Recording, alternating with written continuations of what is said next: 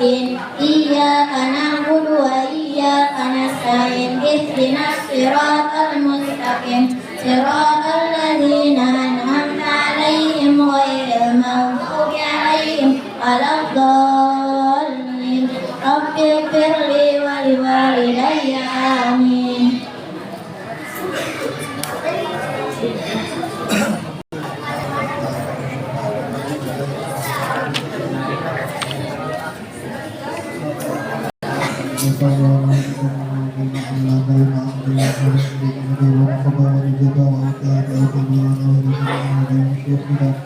ومعلمين واساتذتنا واساتذتنا وتقنا وعلى ما يرضى تعالى ورسوله وبارك في مدينة الكتاب وتم الوضع والبلاء وانزل الفتوح والرجوع والبدء كما لا يبقى علينا بر العالم وبين علينا من اولادنا وتلاميذنا وتلميذاتنا من اهل العلم والخير وارزقنا ان يهدوا عن الدعوه ويسلمنا بين بين عبد الله وارجع بسبب خصوصا على حالة الشاق في هذا الكتاب سيد جعفر بن حسن البغدادي سننا فعل هذا الكتاب أيضا من الجماعة من مشايخنا وعلمنا وأساتذتنا وسيدنا وأخبرنا ثم إلى أهل المسجد جمعنا لنحفظ العلماء ثم للمسلمين هذا الكتاب ونخصه السنة روح وجزائر بن حيصان ثم نال حج حسنة بن جنيسة ثم نروح جبل بن محمد ثم نروح سلبية بن خير ثم نروح بن محمد ثم نروح رسمة بن جنان ثم نروح جبل بن أبو ثم نروح جبل بن سب ثم نروح بن جنوة ثم نروح بن ثم نروح سلبية بن جنان ثم نروح جنان بن جاهلية ثم نروح جبل أحد جبلية بن جاهلية بن محمد بن جنان ثم يمكن حج بيتنا بكل خير ثم حج أسباب ومقدار وذنوب ثم نار في ثم نار في وجسد شيخنا ومرد روحنا يجعل هذا الشيخ وفرهم قبائل غشاهم بالرحمة والمغفرة وأعين علينا بركاتهم وأسرارهم وقالوا في الدين والدنيا والآخرة وإيمانهم بحزبهم وارزقنا محبتهم إنه كان على كل شيء موفقا بزبرة في خير وحكم عافية وسلامة وبركة بسر الفاتحة. أعوذ بالله من الشيطان الرجيم بسم الله الرحمن الرحيم الحمد لله رب العالمين الرحمن الرحيم مالك يوم الدين إياك نعبد وإياك نستعين اهدنا الصراط المستقيم صراط الذين أنعمت عليهم غير المغضوب عليهم ولا الضالين إن الله وملائكته يصلون على النبي يا أيها الذين آمنوا صلوا عليه وسلموا تسليما اللهم صل وسلم على سيدنا محمد صلاة تنال بسرها حفظ القرآن والعمل به وارزقني منه علما منيرا. اللهم صل وسلم على سيدنا محمد صلاة تنال بسرها حفظ القرآن والعمل به وارزقني منه علما منيرا. اللهم صل وسلم على سيدنا محمد صلاة تنال بسرها حفظ القرآن والعمل به وارزقني منه علما منيرا. اللهم صل وسلم على سيدنا محمد صلاة تنال بسرها حفظ القرآن والعمل به وارزقني منه علما منيرا. اللهم صل وسلم على سيدنا محمد صلاة تنال بسرها حفظ القرآن والعمل به وارزقني منه علما منيرا. اللهم صل وسلم على سيدنا محمد صلاة تنال بسرها حفظ القرآن والعمل به وارزقني منه علما منيرا.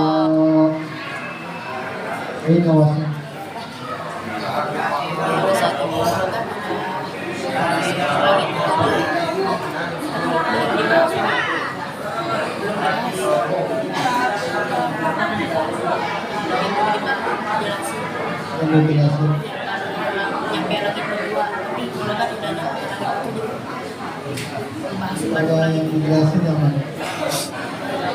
Yang sudah yang belum dijelasin mana?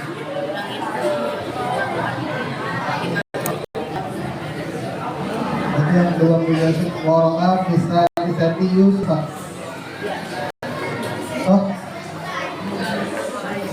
wara'a fi tsalitsati Yusufa bi suratihil jamaliyah wa fi rabi'ati Idris alladhi rafa'a Allahu makanahu wa a'la. A'udzu billahi minasy syaithanir rajim. Bismillahirrahmanirrahim. Qala al-musannif wa syarih nafa'ana Allahu bihi wa bi 'ulumihi wa bi barakatihi fid dharain. Wa ra'a fi tsalitsati Yusufa bi suratihil jamaliyah. Wa ra'a dan melihat siapa kanjeng Nabi. Ya. Ya wa ra'a kan? As-salisah. Wara'a dan melihat siapa kanjeng Nabi fisalisati pada langit ketiga Yusufa dengan Nabi Yusuf bisuratihi dengan gambarannya Nabi Yusuf al-jamaliyati yang bangsa indah wa fir rabi'ati dan pada langit keempat Idrisa bertemu akan Nabi Idris alladzi rafa'a yang telah mengangkat siapa Allahu Allah makanahu akan tempatnya Nabi Idris wa a'lahu dan meninggikan siapa Allahu kepada Nabi Idris. Bismillah, alhamdulillah, wassalatu wassalamu ala rasulillah wa ala alihi wa sahbihi wa mawalah. Talabatul alim, para usyaqul Quran, para muhibbin Al-Quran yang mudah-mudahan selalu senantiasa Allah ilmu yang barakah, ilmu yang manfaat, ilmu yang maslahat fid wa dunya wal akhirah, dan mudah-mudahan kita semua dijadikan sebagai manusia-manusia pilihan Allah yang mengemban amanah Allah menjadi penjaga Al-Quran lafzan wa ma'nan wa amalan. Amin ya rabbal alamin. Kita melanjutkan pengajian kitab Al-Barzanji berikut dengan syarahnya Madarijus Su'ud yang dikarang oleh Syekh Nawawi Al-Bantani. Masih membahas tentang peristiwa Isra dan Mi'rajnya kanjeng Nabi Muhammad sallallahu alaihi wasallam. Pada kesempatan yang lalu sudah kita bahas bahwasanya peristiwa Isra dan Mi'rajnya kanjeng Nabi besar Muhammad sallallahu alaihi wasallam itu dilaksanakan secara terjaga, yaqdhatan, secara terjaga. Artinya yaqdhatan itu secara sadar, bukan dalam keadaan tidur, bukan dalam keadaan dengan keadaan khayali, dengan keadaan berkhayal. Tidak. Itu sudah diperkuatkan menurut musannif Syekh Said Ja'far Al-Barzanji bahwa peristiwa Isra Mi'raj dilakukan oleh kanjeng Nabi secara terjaga alias yaqdhatan. Dari mana? Dari Masjidil Haram ke Masjidil Aqsa. Dan sebelumnya seperti halnya yang diterangkan dalam kitab-kitab yang khusus membahas peristiwa Isra Mi'raj itu, kanjeng Nabi mampir dulu ke 3 tempat, ya, mampir dulu ke 3 tempat, di antaranya tempat yang dijadikan yang menjadi tempat bertemunya Nabi Allah Musa alaihissalam dengan Allah, tempat menjadi tempat komunikasinya Nabi Musa dengan Allah, ya, tempat munajatnya Nabi Musa, yaitu di mana? Di Gunung Tursina, ya, di Gunung Tursina, ya. Gunung Sinai, ya. Tur itu gunung, ya. Tur itu namanya gunung. Nama gunungnya itu Sina, ya, atau bahasa Indonesia Sinai. Nah, di mana? Di daerah Mesir, ya, di daerah Mesir. Itu gunung tempat komunikasinya Nabi Musa, tempat berbicaranya Nabi Musa dengan Allah, yang disebutkan dalam Al-Quran, wa kallamallahu Musa taklima. Allah berbicara langsung kepada Nabi Musa dengan benar-benar berbicara, ya. Gitu. Makanya julukan yang berikan kepada Nabi Musa apa nama julukannya, lakopnya apa? Kalimullah atau Kalimullah, orang yang berinteraksi dengan Allah. Kalau Nabi Ismail apa? Nabi Ismail apa julukannya, lakopnya? Nabi Ismail Zabihullah, Zabihullah, sesembelihannya Allah. Zabih ya, zal ba ya ha. Zabihullah apa artinya? Sesembelihannya Allah. Terus kalau Nabi Ibrahim apa nama gelarnya? Khalilullah, kekasihnya. Ya, kekasih Khalil. Khalil itu artinya kekasih, teman dekat. Kalau sekarang bahasanya apa? Besti. CS.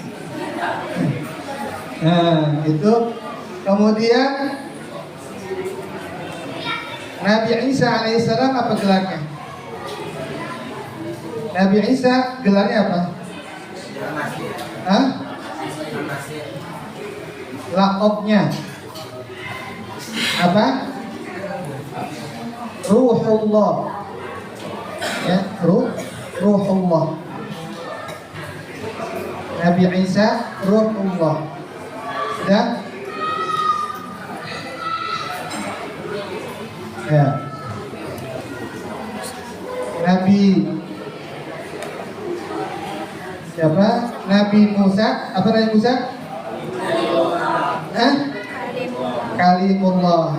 Nabi Ismail Zabihullah. Nabi Ibrahim Khalilullah. Nabi Isa Ruhullah. Nabi Nuh alaihissalam. Apa Nabi Nuh? Apa yang tahu? Nabi Nuh alaihissalam. Najiullah. Nabi Nuh Najiullah, orang yang diselamatkan oleh Allah dari banjir bandang. Nah, peristiwa Isra Mi'raj tersebut kemudian setelah Kanjeng Nabi melewati beberapa tempat, kemudian sampai ke Baitul Muqaddas atau Baitul Maqdis yang ada di kota Palestina. Di situ kemudian Kanjeng Nabi naik menuju langit pertama, langit kedua, dan langit ketiga. Langit pertama Kanjeng Nabi bertemu dengan siapa? Nabi Adam alaihissalam di langit pertama. Kemudian Kanjeng Nabi di langit kedua bertemu dengan siapa? Nabi Isa alaihissalam. Dengan siapa? Dan siapa?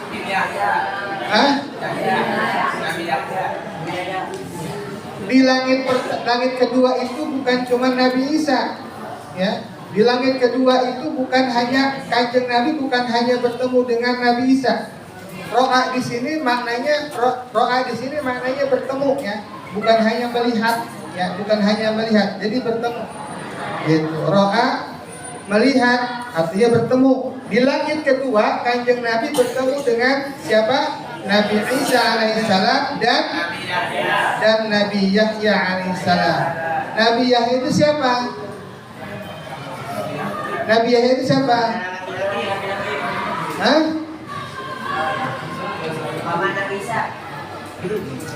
Siapa? Nabi Yahya pamannya. Awas jangan salah. Nabi Yahya itu anak siapa? Anaknya siapa Nabi Yahya? Nabi Ayub.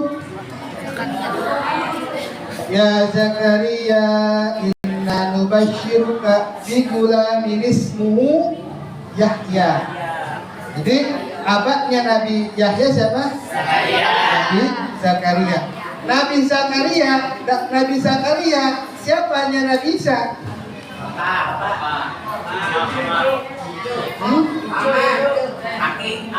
Paman dari ibunya Nabi Isa. Ya. Jadi Nabi Isa putranya siapa? Putranya siapa? Siti Maryam. Siti Maryam punya kakak. Ya. Siti Maryam punya saudara siapa? Zakaria. Gitu. Zakaria punya anak siapa? Nabi Yahya. Berarti Nabi Yahya dengan Nabi Isa itu saudara apa? Sepupu. Jadi di langit kedua Kanjeng Nabi bertemu dengan Nabi Isa dan Nabi Yahya. Nabi Yahya itu putranya siapa? Nabi Nabi Zakaria. Zakaria. Zakaria itu siapa? Kakaknya Siti Maryam. Namanya Nabi Isa. Wa min khalatihi Yahya alladzi utiyal hukma fi hadisibah. Yang mana Nabi Yahya diberikan keistimewaan oleh Allah. Jadi Nabi Isa dengan Nabi Yahya itu memiliki keistimewaan yang hampir nyaris sebanding.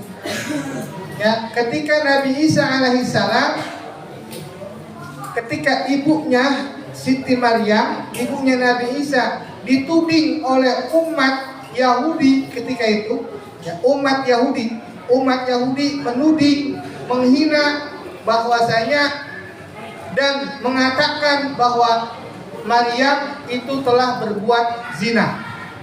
Kenapa berbuat zina? Kenapa? Karena hamil. Itu hamil tanpa Menikah. Alhamdulillah ya. Jangan sampai sekarang jadi nabi itu di Maryam. Jangan sampai, awas. Nah, kena Nabi ketika kecil setelah lahir Nabi Isa, kemudian hampir semua mayoritas umat Yahudi ketika itu, kalau bahasa sekarang itu merundung, membuli Siti Maryam. Wah, Nabi Siti Maryam ternyata orang yang solihah, ternyata berbuat zina. Kenapa buktinya? Buktinya hamil, ya, kemudian lahir anak. Apa jawaban Siti Maryam? Dalam Al-Quran, fa'asyarat ilaih. Nabi Siti Maryam memberikan isyarat, jangan dulu menuding, kalau bahasa kita ya, jangan dulu menuduh. Tuh, coba tanyain aja. Ya, tanyain aja ke orang yang masih bayi. Ya, fa'asyarat ilaih. Lalu tiba-tiba apa? Ketika Siti Maryam memberikan isyarat menunjuk kepada putranya yakni Nabi Isa, kemudian Nabi Isa langsung berkata, langsung bisa ngomong. Padahal keadaan Nabi Isa ketika itu masih bayi. Kira-kira akal kita, ya, logika kita, kira-kira bayi yang seumuran beberapa hari itu udah bisa ngomong belum? Ya, logikanya akan menerima. Kenapa? Ini termasuk kekuasaannya Allah. Apa jawaban Nabi Isa ketika disuruh oleh ibunya Siti Maryam? Jabang bayi, ngomong. Apa bahasanya? Inni Abdullahi ataniyal kitaba wa ja'alani mubarakan aynama kuntu wa awsani bis salati waz zakati madud wahya. Jadi keistimewaannya bisa ngomong dan diberikan hikmah dan kenabian. Bayangkan, dengerin. Bayangkan umur 7 tahun, menurut riwayat yang lain umur 12 tahun Nabi Isa sudah bisa mendebat, sudah bisa ngajak debat. Siapa? Ngajak debat ulama-ulama Yahudi. Ngajak debat ulama-ulama Yahudi. Umur berapa tahun? Umur ada yang mengatakan 7 tahun, ada yang mengatakan 12 tahun. Coba bayangkan, 12 tahun sudah bisa mendebat, ya, sudah bisa mendebat ulama-ulama Yahudi ketika itu. Makanya itu keistimewaannya. Kemudian yang kedua, bagaimana? Yaitu dengan Nabi Yahya. Nabi Yahya juga memiliki keistimewaan. Beliau diberikan hikmah, diberikan ilmu pengetahuan oleh Allah mulai sejak kecil. sejak kecil Nabi Yahya sudah diberikan keistimewaan oleh Allah. Diberikan keistimewaannya apa? Diberikan hikmah, diberikan ilmu pengetahuan. Apa dalam Al-Qur'annya? Ya Yahya khudil kitaba biquwwah. Ya Yahya khudil kitaba bilquwwah. Dan ada lagi redaksi ayat yang lain, wa atainahul hukma sabiyya. Ya, wa atainahul hukma sabiyya. Diberikan ilmu hikmah, ilmu kebijaksanaan, ilmu pengetahuan sabiyya sejak masih waktu kecil. Itulah keistimewaan dua nabi, yaitu Nabi siapa? Nabi Isa alaihissalam dan Nabi Yahya alaihissalam. Kemudian di langit ketiga kanjeng Nabi bertemu dengan siapa? Nabi Yusuf alaihissalam. Nabi Yusuf putranya siapa?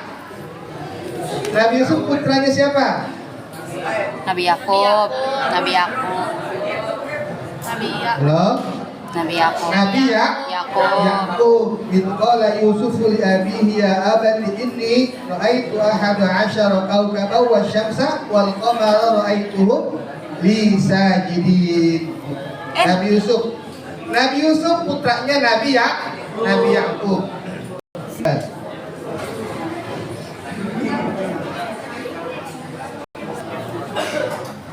Di sini kalau kita baca sejarahnya, sarah kitab Madarijus Su'ud diceritakan tentang kisah-kisah tentang antara Nabi Isa alaihissalam dan juga kisahnya Nabi Yusuf alaihissalam.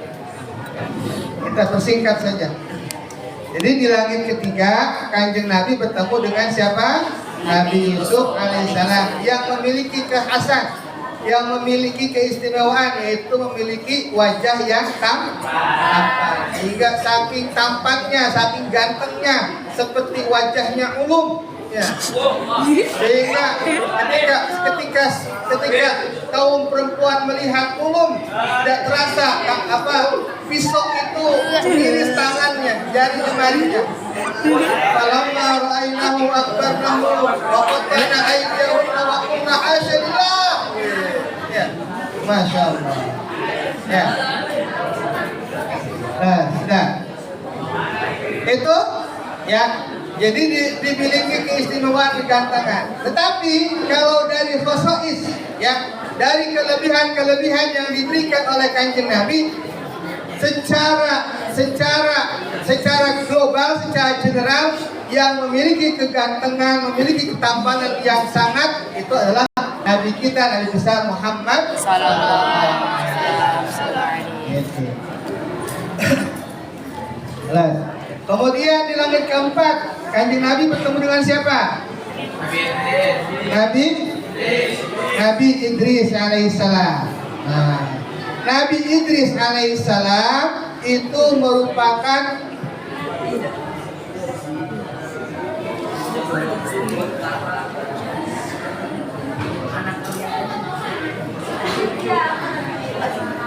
Nabi Idris alaihissalam itu merupakan cucunya siapa?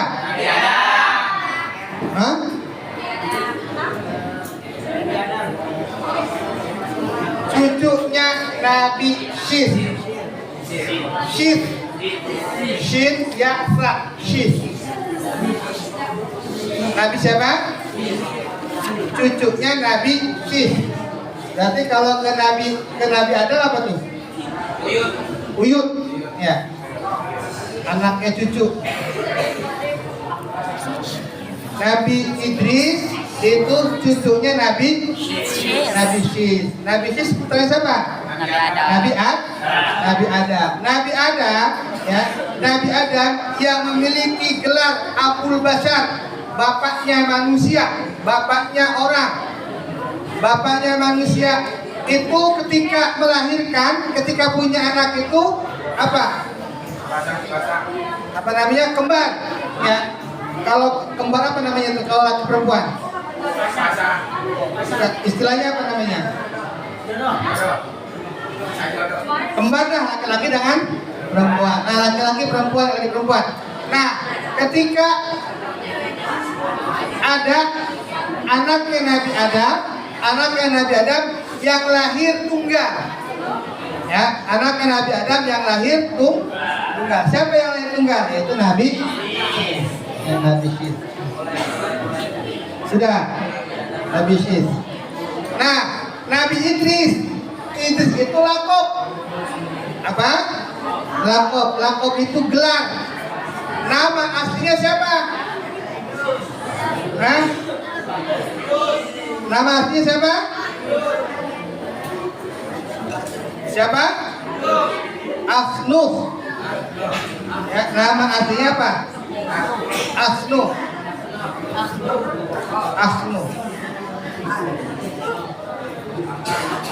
Nah, menurut syarahnya, ya, kitab Madarijus Su'ud yang dikarang oleh Syekh Nawawi, Nabi Idris adalah orang yang pertama membuat pisau.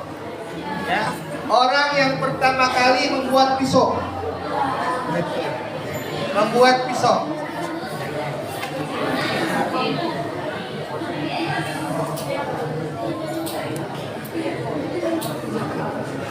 Dan Nabi Idris itu adalah orang yang pertama kali memakai pakaian yang dijahit.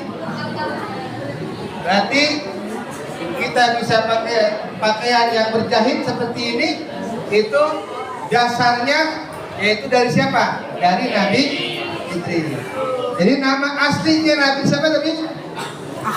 Asnuh. Ya, Asnuh. Nabi Idris itu orang yang pertama kali buat pisau, senjata. Dan orang yang pertama kali ya, memakai pakaian jahit.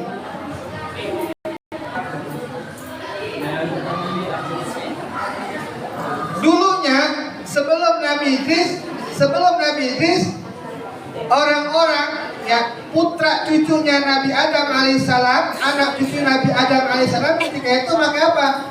Mereka pakai baju, pakai pakaian dari kulit binatang.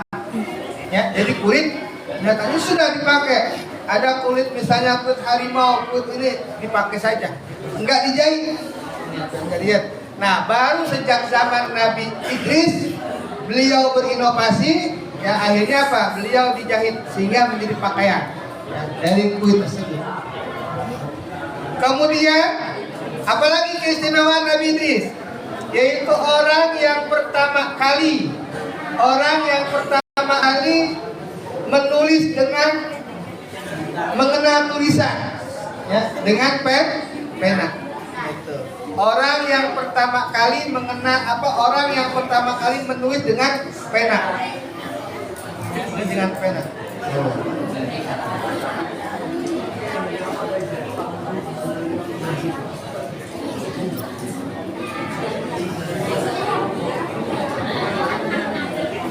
Nah, terus apalagi keistimewaannya? Apalagi keistimewaan Nabi Idris? Nabi Idris itu adalah termasuk orang Nabi yang sampai sekarang masih hidup. Nabi Idris itu yang sampai sekarang masih hidup. Dengerin. Makanya di sini ibaratnya apa ibaratnya? Wa fir rabi'ati Idrisa alladzi rafa'allahu makanahu wa a'la. Yaitu Nabi Idris di langit keempat bertemu dengan Kanjeng Nabi bertemu dengan Nabi Idris yang Allah mengangkat tempatnya dan meninggikannya tempatnya Nabi Idris. Kenapa? Nabi Idris ketika diberikan tawaran, kalau bahasa kita, ya, terjemahan bahasanya, ketika diberikan tawaran untuk apa? Untuk bahasa kitanya healing, jalan-jalan. Nabi Idris, ayo, atau pengen ngelihat keajaiban, keistimewaan surga neraka.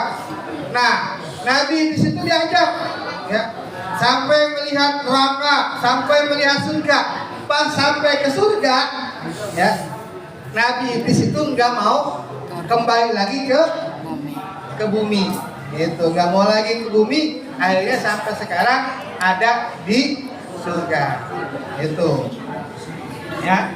Nah, ada lagi yang mengatakan, yaitu bahwa kanjeng Nabi itu, Nabi Idris itu adanya di langit, gitu. Adanya di langit. Wallahu a'lam bishawab ya. Artinya bahwa hanya seperti itu terjadi dari Nabi Idris itu diangkat oleh Allah, ya, diangkat oleh Allah.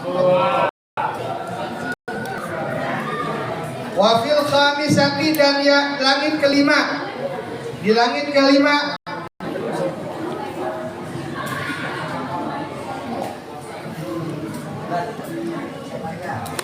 kanjeng Nabi bertemu dengan Haruna. Dengan siapa? Nabi Harun.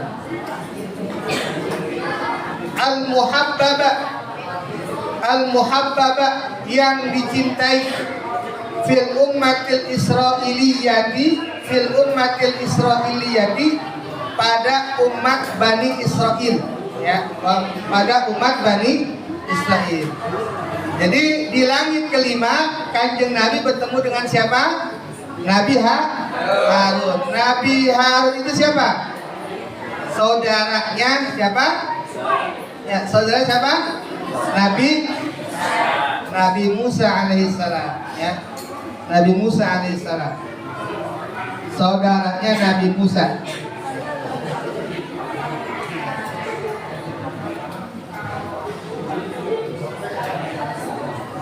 Kakaknya, ya, kakaknya Nabi Musa. Nah, Nabi Harun itu orang yang fasih. Makanya kalau kita ahli ceramah, ya, ada kalau kita ijazah, dia jadi tukang ceramah, tukang pidato, tukang mubaligh, itu di antara hadorahnya itu kepada Nabi Harun alaihissalam. Karena beliau, Nabi Harun alaihissalam itu orang yang fasih, orang yang pandai berdiplomati, ya, pandai berdiplomasi. Sehingga ketika Nabi Musa diperintahkan oleh Allah untuk mendatangi Raja Fir'aun, Nabi Musa mengajak saudaranya, yaitu Nabi Yahya. Jadi Nabi Harun itu menjadi nabinya atas rekomendasi Nabi Musa. Kenapa Nabi Musa ngajak Nabi Harun? Karena Nabi Musa itu cadel, ya. Kenapa bisa cadel? Karena waktu kecil Nabi Musa pernah memakan apa? Bara. Kenapa dimakan bara? Karena disuruh siapa? Disuruh Fir'aun. Disuruh siapa? Fir'aun. Ketika Fir'aun curiga waktu Nabi Musa masih kecil, ya, umur 1 tahun, ya, umur 1 tahun itu udah ibarat kata ngejenggutin jenggotnya Fir'aun. Curiga, ini jangan-jangan ini anak keturunan ini, ya. Maka dites sama Fir'aun teh, Nabi Musa kecil teh, masih orang teh. Disuguhin apa? Di satu tempat disuguhin bara, di satu tempat disuguhin apel, buah-buahan, ya, supaya Fir'aun gak curiga bahwa yang Nabi Musa ini akan menjadi musuhnya, ya, orang yang akan menghancurkan kerajaannya, yaitu nggak curiga. Akhirnya apa? Ketika Nabi Musa untuk milih, ternyata yang dipilih apa? Bara diambil sama dia sampai dia makan, sehingga apa? Sehingga mengakibatkan lisannya cadel, itu nggak bisa nyebut R. Dan garam. Makanya apa? Makanya ketika Allah memerintahkan kepada Nabi Musa untuk berdiplomasi, untuk mengajak Fir'aun, beliau meminta kepada Allah untuk ditemani oleh siapa? Oleh Nabi Harun.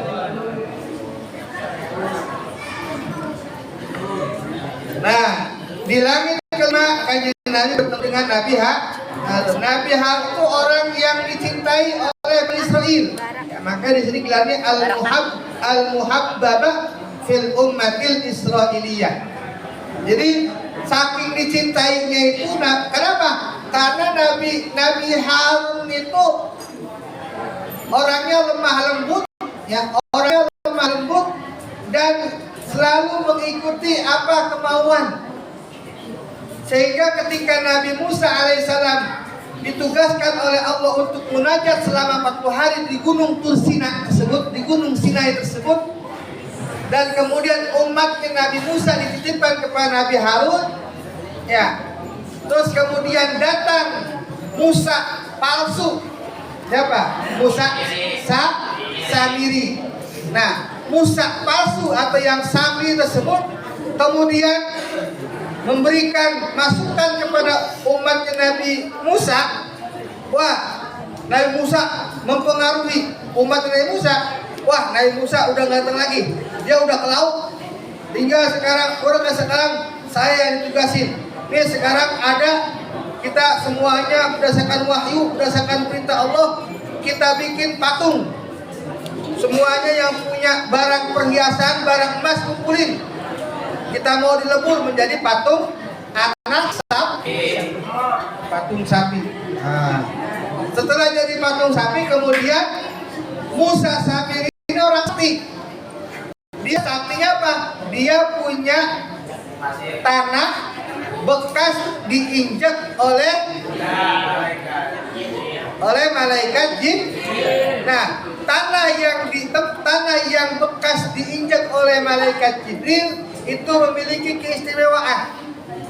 Apa keistimewaannya? Bisa tahu, ya, bisa mengambil informasi di Lauhul Mahfuz. Nah, bisa mengambil informasi di Lauhul Mahfuz. Jadi ketika sudah jadi patung apa? Patung sapi. Kemudian dimasukkan gitu, suruh umatnya Nabi Musa suruh antri. Antri. Kamu pengennya apa? Kata Malik, saya pengen minta jodoh. Ting, langsung ada jodohnya. Di apa? Dengan minta ke patung sapi. Kamu minta apa? Saya minta kaya, langsung kaya. Nah, sehingga apa? Sehingga orang-orang umat Nabi Musa alaihissalam ketika itu yang tadinya suruh menyembah Allah, akhirnya menyembah patung anak. Setelah 40 hari Nabi Musa turun dari gunung. Nah, dari gunung melihat apa? Ternyata umat Nabi Musa bukannya menyembah Allah, melainkan menyembah patung. Kesel, marah. Nah, akhirnya apa? Dijamret bajunya, gamisnya Nabi Harun oleh Nabi Musa. Kesel, korban asik pak, kesel. Pas kesel, langsung sampai diapain? Jenggotnya juga ditarik. Akhirnya apa? Kata Nabi Harun, saya nggak bisa apa-apa. Ini ulahnya Samiri katanya. Akhirnya sadar, selesai emosinya. Ya, kemudian kembali lagi. Samiri diusir. Udah, yang mau ikut dengan aku dengan saya, ayo. Akhirnya apa? Taubat lagi mereka.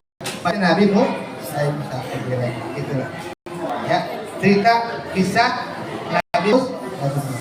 Wafisa disati dan pada langit ke-6 Musa alladzi kallamallahu wa najah. Yaitu kanjeng Nabi bertemu dengan siapa? Nabi Musa alaihissalam. Alladzi yang kallama, yang berbicara kepada Nabi Musa siapa? Allah. Wa najah dan memanggil, ya, dan memanggil siapa? Allah kepada Nabi Musa.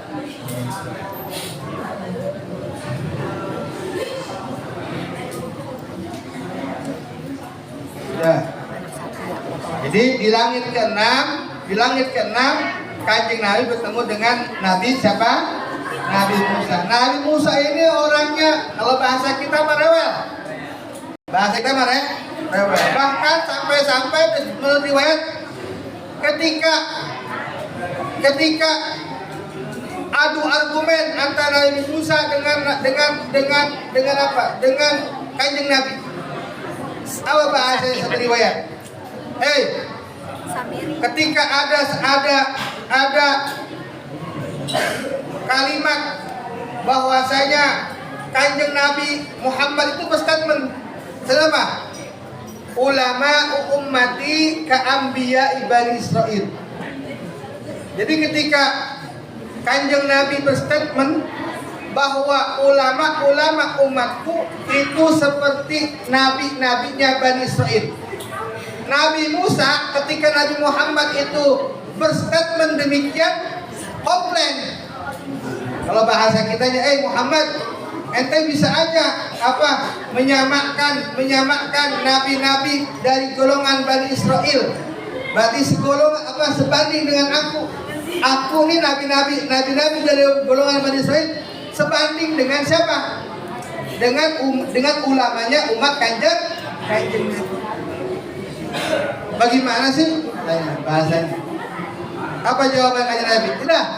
Bahasa Kanjeng Nabi kemudian membawa siapa? Imam Ghazali. Ghazali, sini. Kalau bahasa kitanya nih, Nabi. Coba hadapin, ini umatku katanya. Kata Nabi, ini umatku. Coba. Apa bahasanya? Ditanya Nabi Musa, Imam Ghazali. Ente siapa namanya? Dijawab sama siapa? Sama Imam Ghazali. Nama saya Muhammad bin Ahmad Al-Ghazali. Apa asal Nabi Musa? Ente ditanya nama, kok sampai disebutin nama orang tua, nama kakek, nama buyut, nama sampai berapa keturunan? Ente tanya nama siapa? Ini nama saya Muhammad bin Ahmad Al-Ghazali. Ente ditanya lagi begitu lagi jawabannya. Apa kata Imam Ghazali?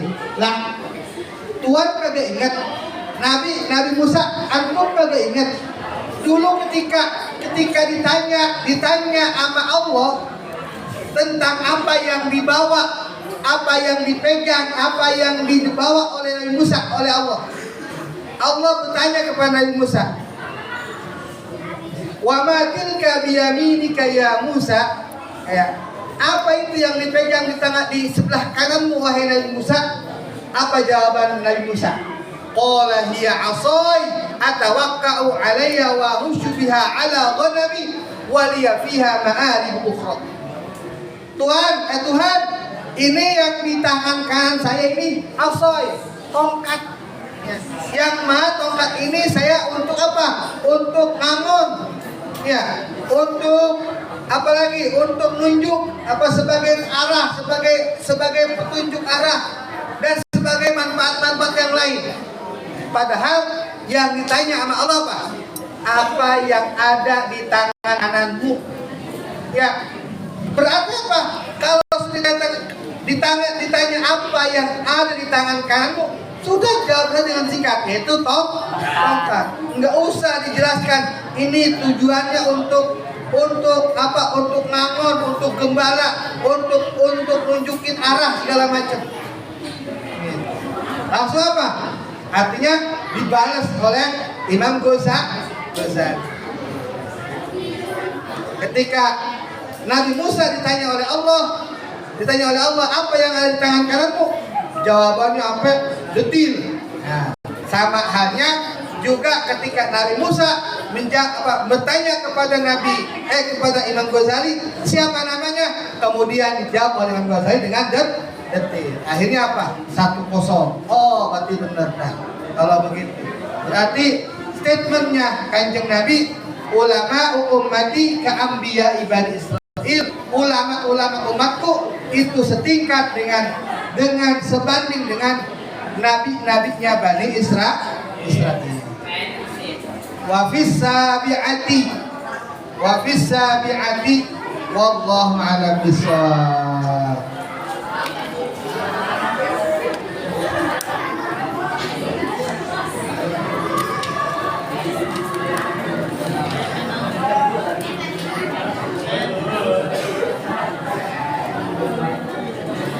Bagaimana? Sudah saya tinggal. Sebentar ngaji nggak?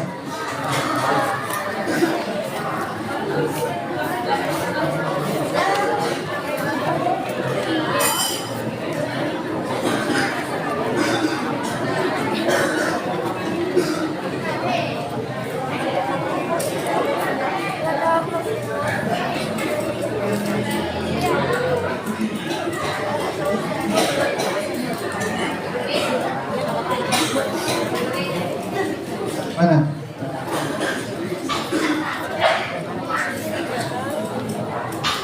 Bagaimana? Foto apa yang mana?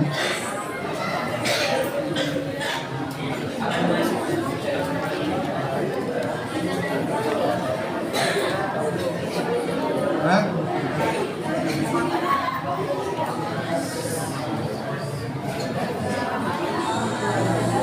Aku nyamsi. Apa di mana? Ini kan aku ngajam selati udah. Foto.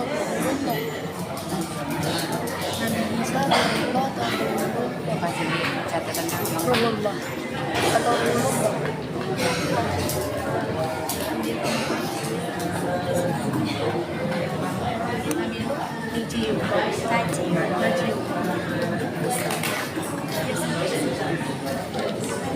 kapan?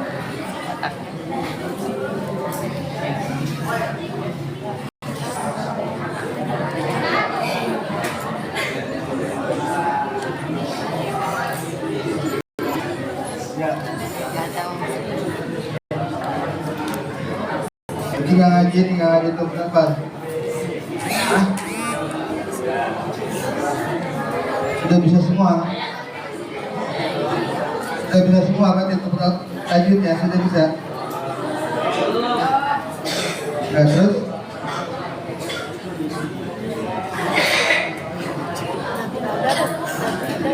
Abul Bashar Adam Abul Bashar takutnya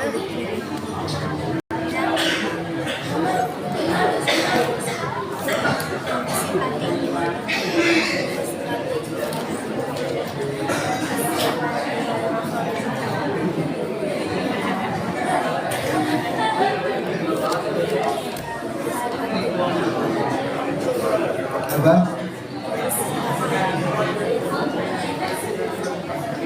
A'udzubillahi minasyaitonirrajim. Bismillahirrahmanirrahim.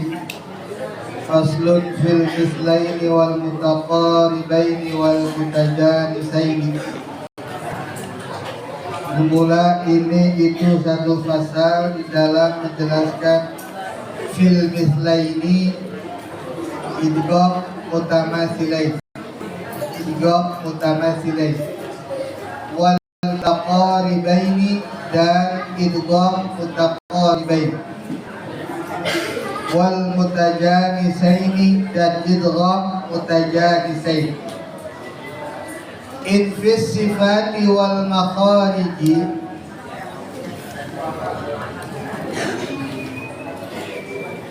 atau in ittafaqo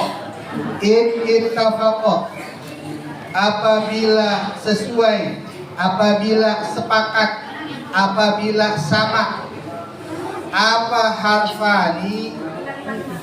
harfani dua huruf, apa harfani dua huruf, fisifati di dalam sifat-sifatnya huruf, wal makhariji dan makhraj-makhrajnya huruf, fal mislani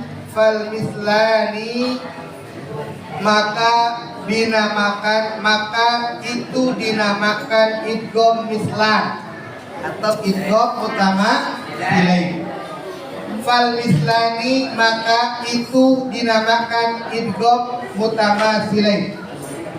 Fihima itu tetap pada dua huruf. Fihima itu tetap pada dua huruf, ya, pada dua huruf. Ahakku itu lebih berhak. Ahakku lebih berhak.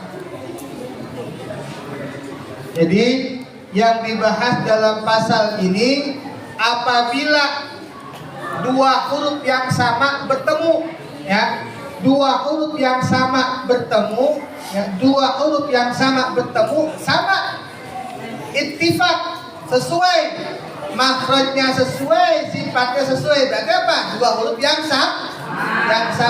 Nun bertemu dengan nun, mim bertemu dengan mim, apalagi dal bertemu dengan dal.